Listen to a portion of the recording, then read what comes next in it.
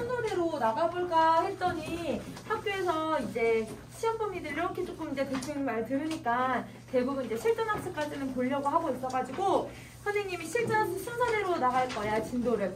그래서 그러면 지금 실전 학습에 창기파랑과 제망매가, 그 다음에 밴동어미, 유상가, 아리랑, 신고사, 상충곡, 만원사 이렇게 조금밖에 안 남았거든요. 그래서 오늘 좀 나가면 실전 학습까지는 진도 고전 시간은 거의 다 나갈 수 있을 것 같아. 그래서 요거 나가니까 우리 이제 확인해주면 될 것 같아요. 자, 그럼 101쪽. 유상가는 여러분 약간 이제 어떤 느낌이냐면 여러분 형식적인 부분을 한번 정리 한번 해볼게. 우선은 이게 갈래가 지금 수능 특강 갈래가 얘 하나밖에 없어. 어떤 갈래를 들어가 있냐면 작가라고 하는 갈래가 지금 들어가 있어요. 그래서 이 글의 작품의 형식은 작가의 형식을 가지고 있고요. 그래서 작가를 간단하게만 좀 정리 한번 해보자.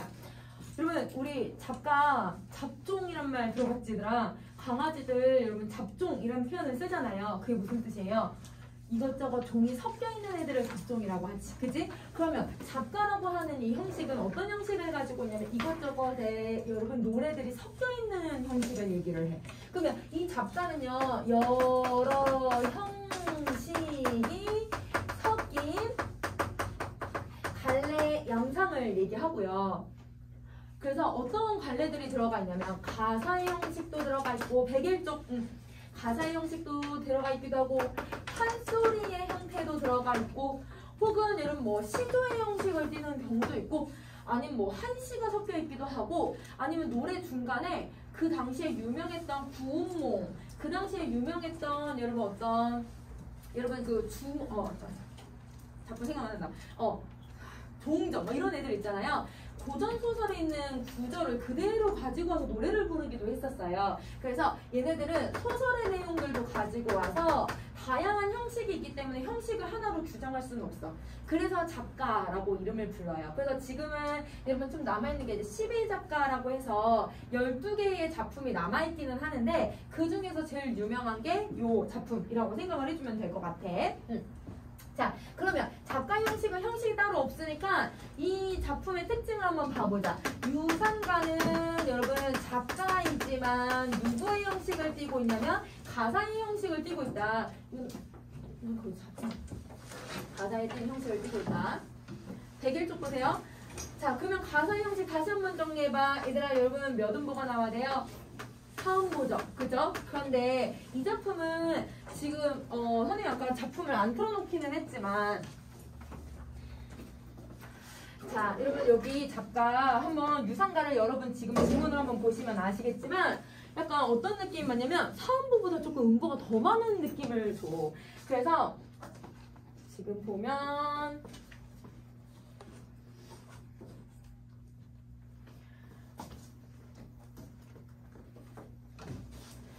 여기 보면 여러분 하나, 둘, 셋, 네 개인데 글자 수도 여러분 3, 4, 4, 4가 아니라 뭐 5, 5 이렇게 글자가 들어가기도 하고 여기 7번도 보시면 기와유초 하나, 낱맛중에 하나, 꽃속에 잠든 하나, 나비자치 하나 근데 없이 날아간다도 조금 더 남지. 그래서 얘는 사음보보다 플러스 조금 알파가 되어 있는 형식이다 라고 생각하면 돼. 101쪽.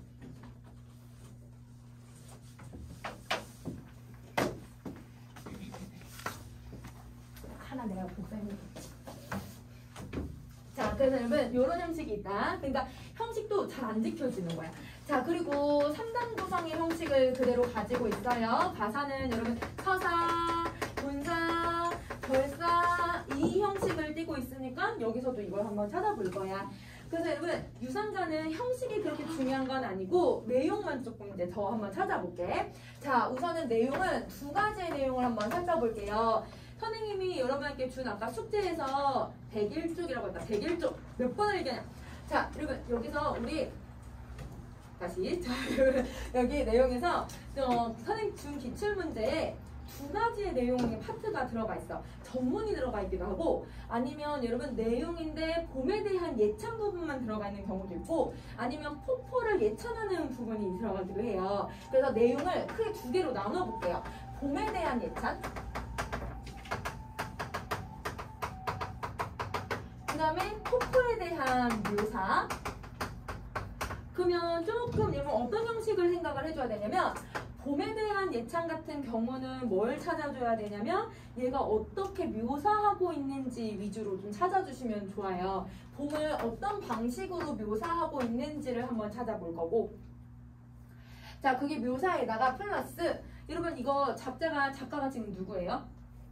작자미성이라고 되어 있는데, 그치? 그러면 작가가 따로 없어. 그러면 신분이 어떤 신분이 들어가 있어야 돼? 여러분 평민들이 이 글을 쓴 거잖아요. 이 노래를 부른 거고, 평민들이 불러서 평민들이 막 여러분 나는 놀러 갈래, 나는 일 안 하고 나 자연에서 놀러 가고 싶어, 이렇게 계속 얘기를 하거든. 그러면 평민들이 놀러 가겠다라고 하면 어떤 태도가 나타나냐면 향락적인 태도가 나타나. 그래서 여러분 이 글에서는 향락적 태도도 찾아내야 돼. 그래서 이거 두 가지를 찾아낼 거예요. 자, 포포를 묘사하고 있는 건 여러분 여기는 표현법 위주로 조금 찾아볼게요. 자, 수능 특강에서 해제를 선생님이 여러분 요약 정리 한번 해보라고 하는데, 해제 같은 경우는 여러분 거의 대부분 표현법을 설명을 안 해주거든요. 그러니까 이 글의 중요한 내용 아니면 주제 이런 것들이 해제에 대부분 들어가는데, 이 글은 이런 표현법이 해제에서도 이거 많이 쓰였어 이렇게 설명을 하거든. 표현법을 찾아낼 수 있는지를 물어보려고 하는 것 같아요. 그래서 선생님이랑 표현법을 조금 찾으면서 글을 읽을게요. 자, 그러면 우리 유산과 한번 시작을 해봅시다. 자, 제일 첫 번째 1번. 우리 한자가 좀 많아. 여러분 근데 자연에 대한 내용이니까 여러분이 그대로 다 읽을 수 있을 것 같아요. 자, 그럼 정리해보자. 화하고 여러분, 자 여기 화하고 춘하고 이거는 읽을 수 있을 것 같아. 그러면 여러분 이거 정리해보면 어떻게 해석해 주시면 돼요? 봄에 꽃이 피고 이렇게 읽어주면 되는 거지? 그럼 선생님이 한자를 그냥 다 해석을 해볼게. 화란이라는 건 여러분 꽃이 흐드러지게 피고, 춘성은 여러분 성의 봄에 라는 뜻이거든. 그러면 우리 옛날 성이 있고 그 안에 마을이 있고 이렇게 돼 있었잖아요. 그러면 성의 봄에 꽃이 흐드러지게 피나 아니면 그냥 봄에 꽃이 피나, 그냥 여러분 이렇게 해석해도 상관없지. 자, 봄에 꽃이 피고 만화 망창이다. 방창은 해석을 안 해도 될 것 같아. 우리 이거 모르는 거는 해석하지 마시고요. 만자는 여러분 읽을 수 있어야 될 것 같아. 선생님이 여러분 천, 만, 백 여러분 숫자가 들어가면 얘 어떻게 해석하기로 했어요? 많다, 아주 많이 라는 뜻이었잖아. 그러면 아주 많이 되고 있다, 될 화자를 쓰고 있거든. 그럼 아주 많이 뭐가 되고 있냐면 만물이 소생하고 있다라는 뜻이에요. 만물의 소생을 얘기한다.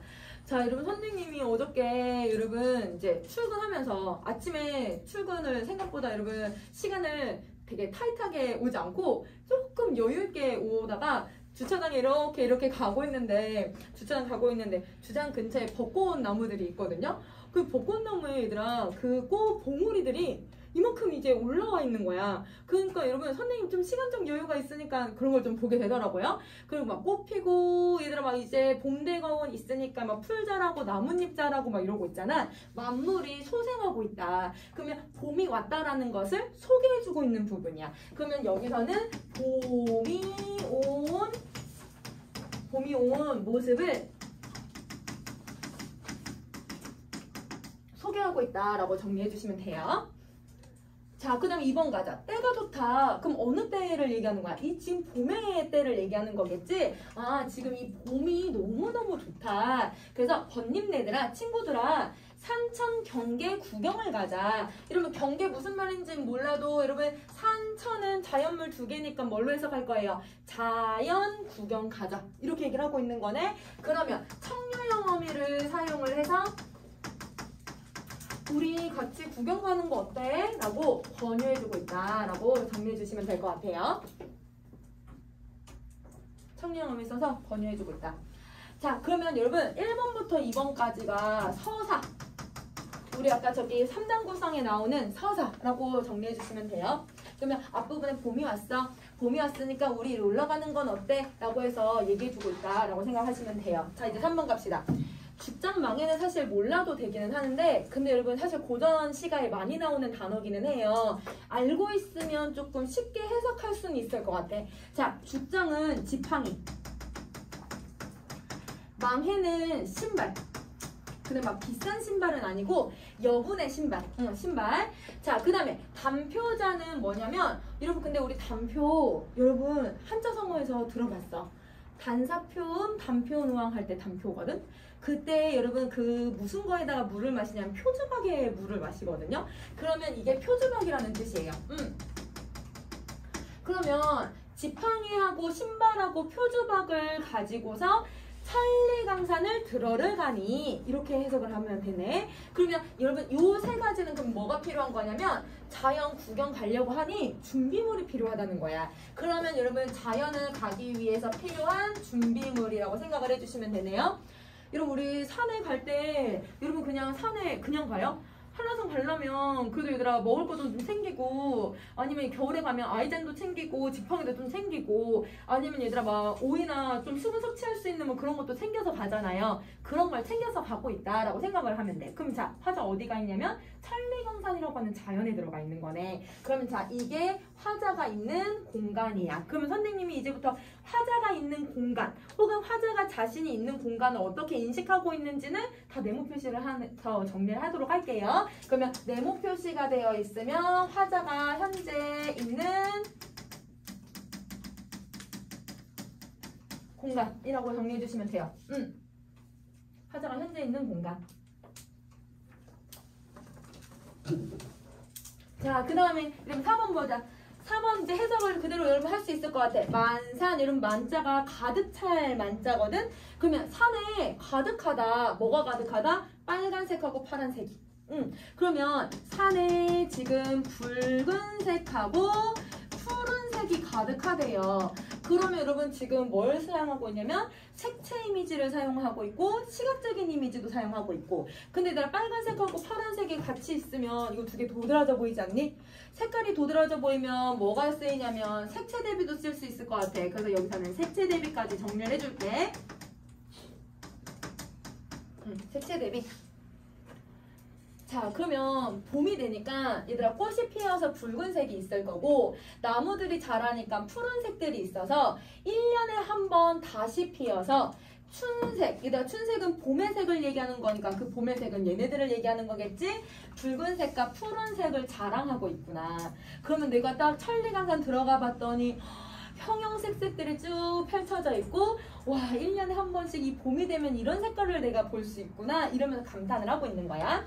자 색들이 붉었는데 그러면 이거는 아마 꽃의 색을 얘기할 것 같아요. 그죠? 색은 이렇게 붉었는데 창송, 취죽 여러분 아는 글자 두 개 나왔어요. 소나무하고 대나무는 창창우를한데 그럼 여러분 한자 좀 모르는 한자 나오면 여러분 한번 순서 바꿔보라고 했었어. 바꾸면 어떻게 해석할 수 있어? 울창한데 이렇게 해석할 수 있는 거지. 아 그러면 나무들은 울창하구나.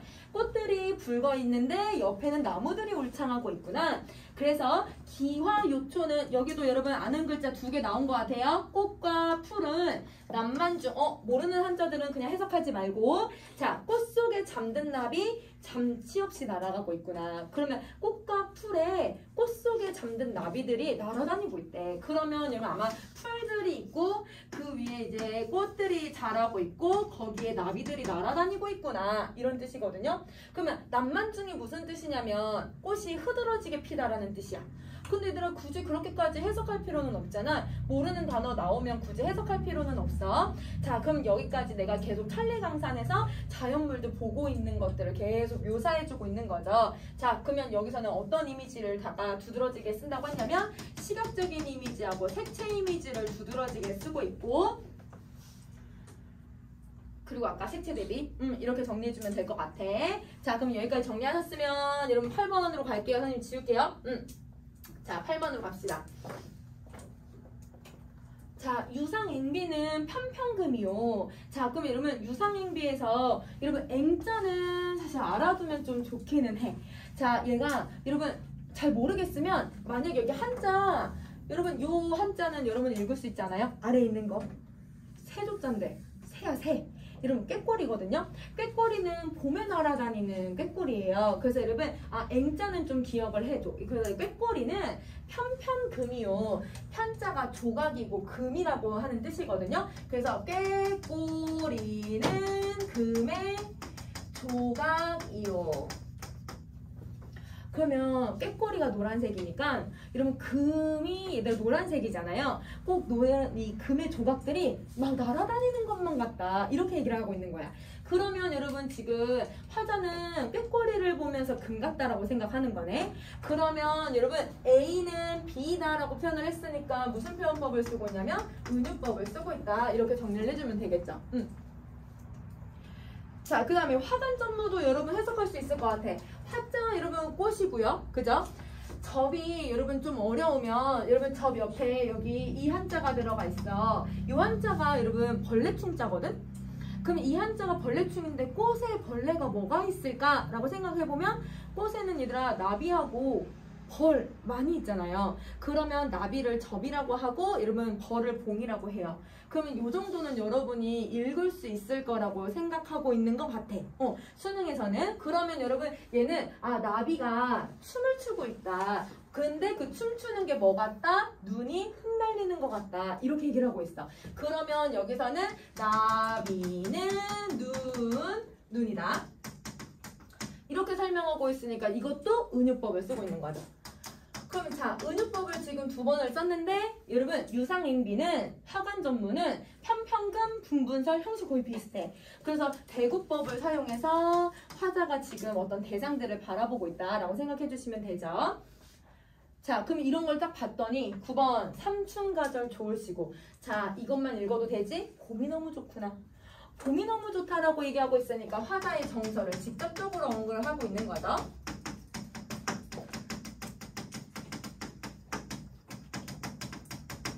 직접적으로 제시해주고 있다. 그러면 약간 어떤 방식을 쓰고 있냐면 앞부분에 묘사했어. 와, 이거 너무 좋다. 자기 감정 딱 한번 얘기하고 묘사하고 감정 얘기하고 약간 선경후정의 방식처럼 약간 이야기를 하고 있어. 자, 그 다음에 10번째 가자. 도화만발 점점 홍이라. 여러분 도화라고 하는 꽃은 복숭아 꽃을 얘기를 하네요. 그러면 이 복숭아 꽃 무슨 색을 가져요? 분홍색이거든요. 그러면 여러분 분홍색인데 옛날에는 분홍색을 분홍이라고 표현하지 않고 대부분 붉은색이라고 표현을 했어. 그래서 점점 붉어지고 있구나 이렇게 얘기를 해. 그러면 여러분 복숭아꽃이 빨갛다라고 하는 걸 얘기해주고 있네. 그럼 우리 아까 맨 처음 시작할 때 온 산이 붉은색에다가 푸른색이 있다고 했는데 그 붉은색이 얘 때문에 그런가 봐. 벚꽃처럼 얘들아 이 복숭아 나무가 피어있나 봐. 어주축수 애삼춘이어든 우릉도원이 여기가 아니더냐. 자, 여러분 어주축수도 읽을 수 있는 것만 해석을 해봅시다. 어주 여러분 배를 타는데 어떤 배를 타고 있냐면 물고기 잡는 배를 얘기하네. 자, 근데 그 물고기 잡는 배가 어디 있대요? 물에 있대요. 그러면 이 물에 물고기 잡는 배에 그리고 애삼춘 이 춘은 봉춘자에다가 사랑할 애자니까 한가롭게 낚시하고 그렇게 물에서 배를 타는 것이 나는 이 봄을 너무너무 사랑한다. 그러면 이런 봄을 즐기고 있는 것을 얘기하고 있는 것 같아. 그러니까 뭐라고 생각하냐면 자기가 있는 천리강산을 무릉도원이 여기가 아니더냐라고 생각을 하고 있네. 그러면 이게 화자가 현재 있는 공간에 대한 인식. 자, 그러면 여러분 무릉도원은 어떤 곳이냐면 이상향이잖아요. 그러면 화자는 이상향에 와 있는 것 같은 거야. 이 자연이 너무 예쁘고 너무 좋아서 이상향 같다. 그러면 그거를 서리법을 통해서 이상향이 아닐까라고 생각을 하고 있는 거지. 그러면 여기서 여러분 저 무릉도원이라고 하는 애를 어디에서 여러분 생각하게 되었는지를 보셔야 돼요. 도화 때문에 무릉도원이 생각이 난 거야. 왜냐면 우리 여러분 복숭아도자를 쓰고 무릉도원도 복숭아도자를 쓰잖아요. 그래서 도화라고 하는 단어가 고전 시가에 나오면 대부분 이상향이랑 연결되는 경우들이 많아요. 신선들이 사는 곳이라고 생각을 하기 때문에. 그래서 무릉도원이라고 인식하게 된 거는 도화 때문이다 라고 생각해주면 돼. 자, 그 다음에 12번째. 양묘세지 사사록하니 황상공리 당춘절에 연명오루가 여기가 아니더냐. 자, 여러분 지금 약간 10번, 11번 12번, 13번 내용은 좀 다른데 뭔가 얘들아 점점 홍, 사 사사로 뭔가 비슷한 형식이 좀 나온 것 같고 그 다음에 뭐뭐시 아니냐 뭐뭐시 아니냐 약간 형식 비슷한 것처럼 보이지 않아요? 그러면 이 말의 한자가 좀 어려워도 위에 해석한 걸 바탕으로 아래 걸 해석해주면 될 것 같아. 자, 양류세지라고 하면 여러분 양류할 때 여러분 여기 무슨 뜻인지 몰라도 나무 목자 2개 들어가 있죠. 나무라고 그냥 해석하셔도 돼요. 나무가 녹자가 아까 녹색이라고 했으니까 점점 푸르게 되니 아까 점점 홍처럼 그래서 사사도 점점이라는 뜻이거든요. 그러면 양류세지는 누구냐면 버드나무예요. 버드나무. 버드나무가 점점 푸른색이 되니 환상국리 장충절에 이거는 수능특강에 별표 표시 되어 있긴 한데 선생님이 별표 뜻을 안 갖고 왔거든. 우리 그냥 한자 해석하는 거 연습 한번 해보자. 여러분 산하고 곡은요 산은 자연을 얘기하는 거고 곡자가 계곡이거든. 그러면 산과 계곡이라는 뜻이고 그 다음에 리자는 우리 표리부동할 때 리자인데 그럼 표리부동 리자니까 여러분 우리 표는 겉표자고 이는 무슨 뜻을 나타내요? 속, 그지? 그래서 여러분 산과 계곡 속에 자연 속에라는 뜻이겠네. 자연 속에 당춘절에 그럼 얘들아 봄에 그냥 해석해주면 되는 거지. 아 버드나무가 점점 푸른색으로 변하고 이렇게 산과 계곡 사이에 봄에 연명오르라고 하는 곳이 바로 여기가 아니더냐. 그럼 연명오르도 무슨 말인지 모르겠지만 여기가 아니냐라고 해서 공간을 얘기하니까 화자가 인식하는 공간이겠죠. 여러분 연명오르에다가 네모 표시를 해주세요. 자 그러면 연명어루의 뜻을 한번 정리를 해봅시다. 이거는 무슨 표현법을 적용을 했냐면 여러분 고사를 인용하고 있어요. 어떤 고사를 인용하냐면 여러분 우리 그 중국에 도연명이라고 하는 시인이 있어. 이 도연명이 여러분 약간 이백 아니면 두보 이런 사람들처럼 정말 유명한 사람 중에 한 명이거든요. 근데 이 도연명이 약간 어떤 느낌이냐면 이백은 진짜 얘가 유유자적 놀고 이다 약간 돈 많은 부잣집 아들. 그래서 유유자적 맨날 놀고 배 타서 얘들아 맨날 낚시하고 그러다가 마지막엔 얘들아 너무 하늘에 떠있는 달이 너무 예뻐. 강가에 얘들아 그 달빛을 보고서 너무 예뻐가지고 그 물에 빠져가지고 죽었거든요. 그래서 신선이 됐다라고 하는 사람이고 두보는 전쟁을 거의 몇십 년을 겪어요. 그러니까 너무 가난한 상태이지만 시를 쓰는 훌륭한 사람 이런 의미고 이 사람도 너무너무 가난한데 산속에 들어가서 자연을 즐기면서 살아가면서 시를 썼던 사람이야. 그러니까 세 사람이 조금 느낌이 다 다르거든. 그러면 이 도연명이 자기 집에다가 뭘 했다고 하냐면 집 앞에 5그루에 버드나무를 심었대요.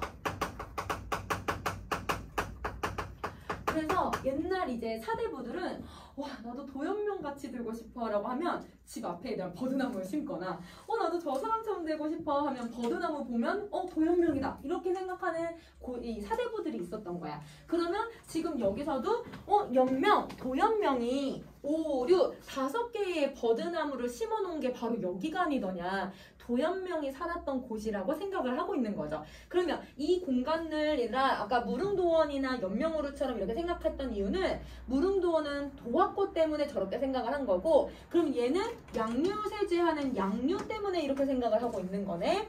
그러면 어떤 자연물을 보고서 현재 자기가 있는 공간에 대한 인식을 보여주고 있다라고 생각하시면 돼요. 그러면 10번, 11번, 12번, 13번 형식 거의 비슷하니까 대구법으로 가도 될까? 그럼 이렇게 대구법이라고 정리를 해줄게요. 그러면 아직까지는 얘들아 폭포에 대한 얘기는 나오지 않고 계속 봄 아니면 자연에 대한 예찬 이걸 계속 보여주고 있는 거지. 자 그러면 여기까지 정리하시고 그 다음에 우리 14번째 걸 한번 봅시다. 자, 제비는 물을 차고 기러기는 무리를 져서 거지중천에 높이 떠서 두 날개를 훨씬 펴고 일단 거지중천이라는 건 거의 하늘 끝 거의 끝이라는 뜻이거든. 그러면 하늘 중천에 높이 떠서 두 날개를 펴고 펄펄 구름 사이에 높이 떠서 천리강산 머나먼 길에 어디 갈까 슬피 울고 있다. 그러면 여러분 지금 제비하고 기러기에 대해서 이야기를 하고 있는데 얘네들이 갑자기 뜬금없이 울고 있다라고 표현을 해요. 근데 우리 지금 앞에 13번까지의 내용은 다 어때요? 와, 자연 너무 예쁘다. 여기 막 이상형 같고 여기 도연명네 집 같아. 너무 좋다. 막 이렇게 얘기를 해놓고는 갑자기 너무 뜬금없이 울고 있다라고 얘기하고 있지 않니? 그리고 더더구나 이러면 천리강산이라고 얘기는 했어. 근데 앞에 나왔던 천리강산은 내가 되게 긍정적으로 인식하는 공간인데 이곳은 이 천리강산으로 언제 떠나지? 언제면 도착하지? 막 이렇게 생각을 하고 있잖아요. 그러면 여러분 조금 의미가 다르네요. 앞에 나와 있는 천리강산 같은 경우는 화자가 지금 현재 있는 공간으로서 긍정적으로 인식을 한다면, 그런데 지금 17번에 나와 있는 천리강산은 내가 떠나야 되는 아주 먼 곳, 내가 얘들아 지금 도착하기 위해서 너무 슬퍼하면서 울어야 하는 그런 공간. 그래서 17번째에 나와 있는 천리강산은 부정적인 공간으로 인식을 하고 있는 거네. 그러면 여러분 똑같은 공간이어도 지금 다르게 해석을 하고 있잖아요. 그러면 만약에 이거는 이제 수능에서는 A, B라고 해서 A, B의 의미로 적절한 것은 뭐 이런 식으로 문제 나올 수 있지. 그럼 A는 어떤 공간이고 B는 어떤 공간이야. 이렇게 문제를 낼 수는 있어. 자, 그러면 여기서 여러분 우리 이렇게 한번 정리해보자. 갑자기 왜 이런 내용이 나올까? 그러면 여러분 14번에서 17번까지 이렇게 이질적인 정서가 왜 나올까? 그 이유는 크게 두 가지라고 생각을 하시면 돼요. 자, 첫 번째. 이 글의 갈래가 뭐였어? 작가였잖아요. 작가여서 그래요. 작가는 이것저것 섞여 있는 노래잖아요. 그러니까 정서도 이런저런 다 섞여 있는 노래가 되는 거야. 혹은 여러분 이 글은 평민이 썼거든요. 그럼 평민이 부르고 썼기 때문에 평민들이 입으로 전해지는 과정에서 내용이 달라질 수 있는 거지. 그러면 여러분 첫 번째는 이 글은 작가라고 하는 형식 때문에 내용이 이렇게 이질적인 내용이 들어가 있는 거고, 자, 두 번째 어떤 이유도 또 들어가냐면요. 두 번째는 이거 때문이기도 해요. 평민이 있었잖아요. 근데 평민들은 사실 얘들아 이렇게 자연을 즐길 만한 그런 여유를 가졌다고 볼 수는 없어. 자, 다시 11기 작가가 언제 유행을 했냐면 거의 19세기 말부터 20세기 초까지. 거의 얘들아 그러니까 우리 항상 개화 아니면 얘들아 막 탐관오리들이 많을 때, 조선 후기, 구한말 시대 이때 유행했던 노래들이거든. 그러면 평민들이 삶이 녹록지 않으니까 그 삶의 애환을 여기에 반영시켰다라고 볼 수도 있는 거죠. 그래서 백성들의 삶의 애환을 반영시켜 놓았기 때문에 이렇게도 해석할 수 있다라고 정리할 수 있을 것 같아. 백성들의 삶의 애환을 반영하고 있다. 그러면 여러분 이거는 첫 번째는 작가의 형식이나 아니면 이렇게 두 번째 해석을 주는 건 대부분 여러분 우리가 단독으로 해석을 하기보다는 보기를 제시해서 문제를 푸는 경우들이 많겠죠. 당시 조선 말기에 유행했던 노래로 백성들은 어떤 삶을 살고 있었고 반영론적 관점을 주고 문제 풀 수 있게 해줄 거야. 그럼 그렇게 여러분 찾아주시면 돼요. 자, 그럼 이제 18번째를 갑시다. 원산, 여러분 멀리 있는 산은 첩첩, 태산, 여러분 큰 산은 주춤하고, 일단 이 말은 뭐냐면 큰 산이 왜 주춤하냐면 큰 산은 우뚝 서서 있고 멀리 있는 산들은 이렇게 첩첩 쌓여 있다 이런 의미예요. 그래서 여러분 지금 내가 어떤 산을 보고 있는지를 지금 묘사해주고 있는 거지. 자, 기암은 층층. 여러분 암자가 여러분 우리 바위 암자인데요. 진짜 말 그대로 바위라기보단 엄청 큰 절벽. 바위가 통째로 있는 것 같은 절벽이라고 생각하면 돼. 그러면 절벽이 층층 나 있고. 그럼 약간 어떤 곳이라고 생각하면 되냐면 서귀포에 우리 주상절리 있잖아요. 거기 보면 막 얘들아 파도 이렇게 치니까 일단 그 절벽이 이렇게 벽에 이렇게 네모나게 막 바위들이 있는 것처럼 느껴지잖아. 그게 기암이라고 생각을 해주면 돼. 그러면 그런 기암이 층층 나 있고 그런 절벽에 장송은 낙낙하대요. 그럼 여러분 송자만 여러분 해석해줘도 될 것 같아. 소나무가 있구나. 그러면 여러분 산을 보고 여러분 절벽을 보는데 이 절벽에 뭐가 자라고 있냐면 소나무가 자라고 있다. 이렇게 얘기를 하고 있는 거야. 낙낙이 무슨 뜻이냐면 낙낙장송이라고 하는 단어에서 온 거야. 그럼 낙낙장송이라고 하는 말은 뭐냐면 소나무가 나이가 아주 많이 들면 근데 나무가 위로 올라가는 게 아니라 아래로 이렇게 가지가 축 처진대요. 그래서 가지가 축 처져 있는 그 소나무의 모습을 얘기를 해주는 거야. 자, 그 다음에 20번 가자. A, 부러져서. 얘들아, A는 그냥 간편사. A, 구부러져서 바람에 흥에 겨워 우쭐우쭐 춤을 춘다. 그럼 여러분 우쭐우쭐 춤을 춘다라고 하면 여러분 얘가 바람에 흩날리는 모습을 춤춘다라고 표현하고 있으니까 사람처럼 표현을 하고 있잖아요. 의인화를 쓰고 있네요. 의인화를 쓰고 있다. 그러면 우줄우줄은 여러분 뭐에 해당하는 거예요? 음성상징어에 해당하니까 동그란 표시를 할게. 자, 그러면 여기까지는 이제 절벽에 대해서 묘사를 했어. 자, 근데 이제 절벽에 뭐라고 하는지 보세요. 층암 절벽 안에 위에 폭포수는 콸콸. 얘들아 여기 폭포수가 이렇게 떨어지나 봐. 그럼 여러분 이렇게 폭포수가 떨어지는데 그걸 어떻게 표현하냐면 콸콸 음성상징어. 자, 그 다음에 수정염을 들이는 듯. 여러분 수정염이라는 건 여러분 이게 물이 우리 이렇게 떨어지면서 우리 발이 있잖아요. 발 여러분 창문에 다는 동그란 구슬로 되어 있는 발. 그 발처럼 떨어져 있구나. 이렇게 얘기를 하고 있네. 그러면 이거는 뭐뭐 하는 듯이라고 해서 지규법을 쓰고 있으니까 거기 맨 아래다 지규라고 쓰자. 21번에 지규.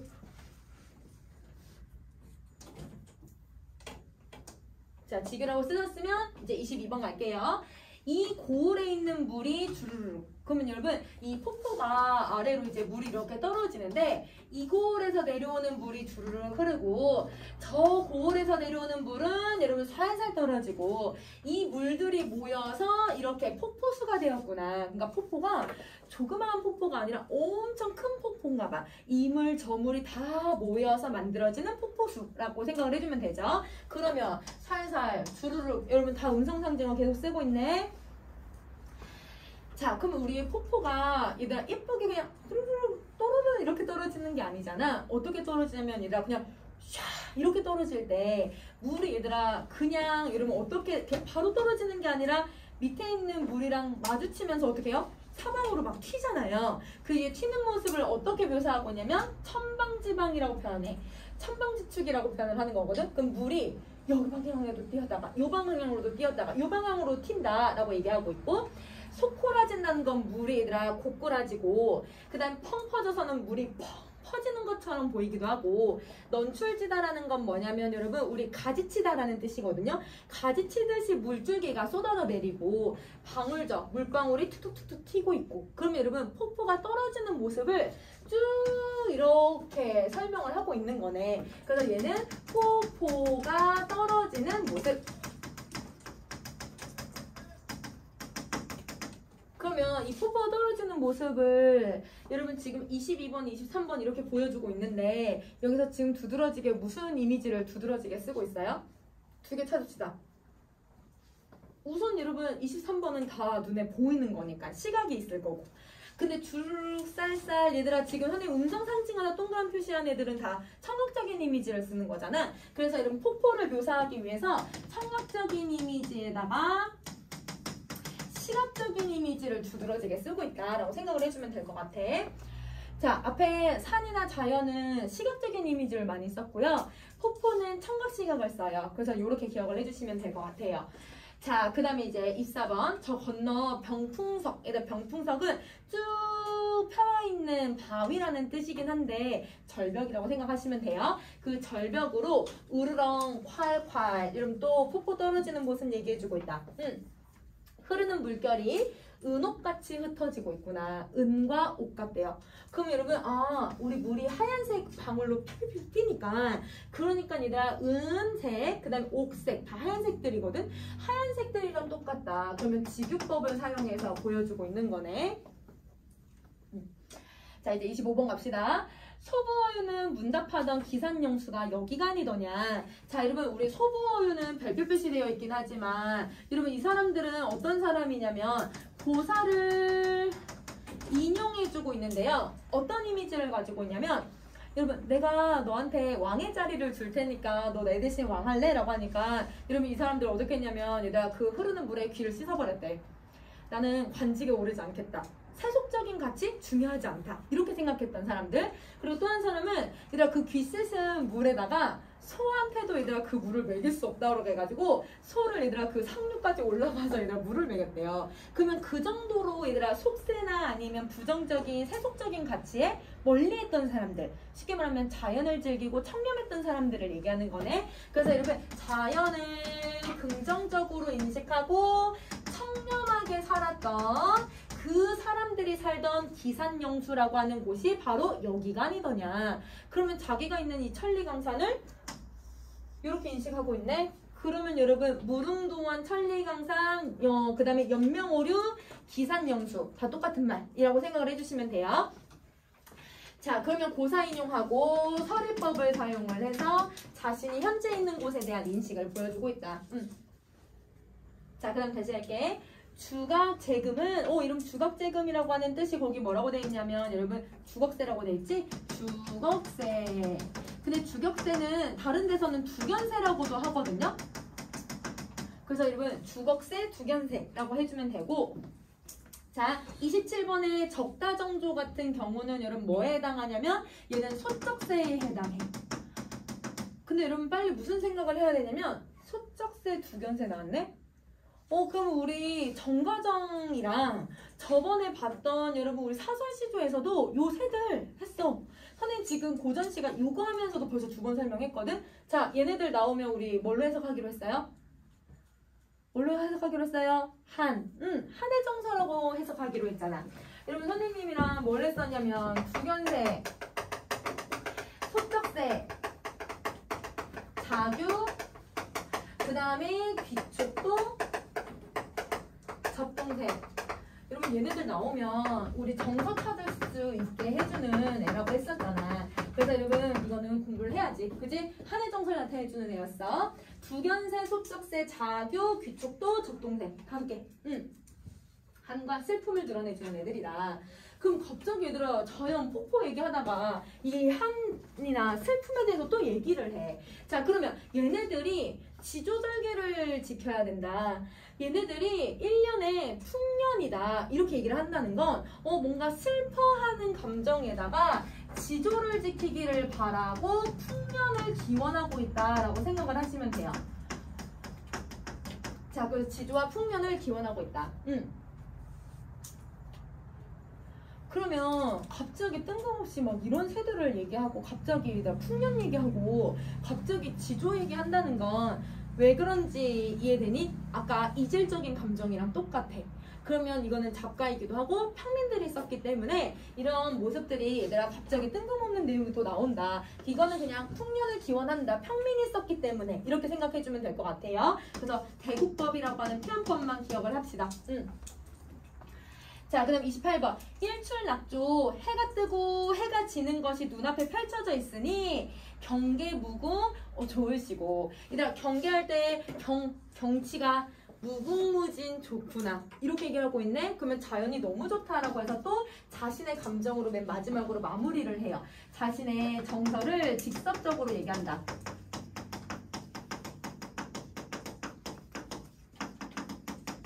정서를 직접적으로 제시한다.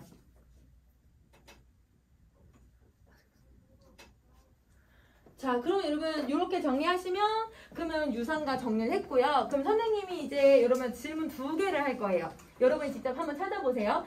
수능 특강에서 여러분 해제해서 얘기하는 부분이 있어요. 그럼 어느 부분을 물어보고 있냐면 여러분 표현법 아까 쭉 얘기했다고 했잖아요. 거기서 열거법을 물어봐요. 여러분 열거법 찾으세요. 선생님이 열거법은 설명을 안 했거든. 열거법 직접 한번 찾아보자. 어디 열거법이 있는지 한번 찾아보자.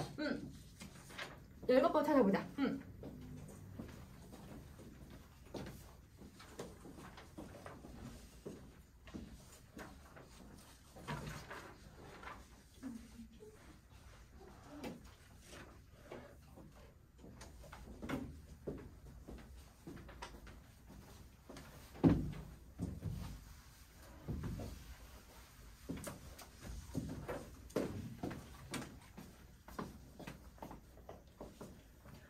근데 우리 열거라고 하면 어떤 대상들 아니면 사물을 나열한다라고 대부분 좀 많이 생각하는데 사물 말고도 여러분 설명할 수 있는 애들이 있어요. 어떤 애들이면 행위를 나열하는 것도 여러분 이것도 열거법에 해당해요. 23번. 얘들아 지금 폭포가 떨어지는 걸 이렇게도 이렇게 한다고 설명하고 있잖아. 그래서 여러분 23번이 여러분 이게 열거법. 이게 열거법이라고 정리를 해주시고요. 그러니까 이거를 이제 수능 특강에서는 좀 중요하니까 찾으라고 얘기를 하겠지. 자, 그럼 또 하나 더 찾을 거야. 여러분 뭘 찾냐면 역동적 이미지도 한번 찾아봅시다. 동적 이미지, 움직임을 나타내주는 이미지들 여러 개 있거든요. 그래서 여러분 번호로 한번 찾아보자. 역동적인 이미지를 드러내고 있는 것들을 찾아볼게.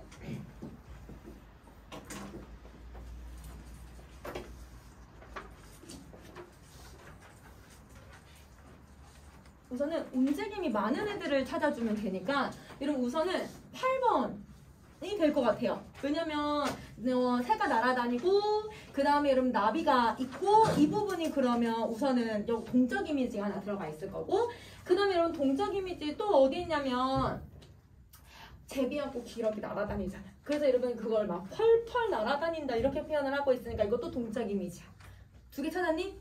자, 그 다음에 여러분 또 누구 있냐면요. 여러분 우리 아까 20번. 여러분 낙낙장송이 춤추듯이 얘들아 얘기를 했잖아. 이런 것도 동적 이미지지? 그래서 20번도 동적 이미지에 해당해요. 그리고 이 동적 이미지를 넘어서서 얘들 아주 역동적인 이미지를 가지고 있는 애들이 누구냐면 폭포를 묘사하는 부분들. 21번부터야.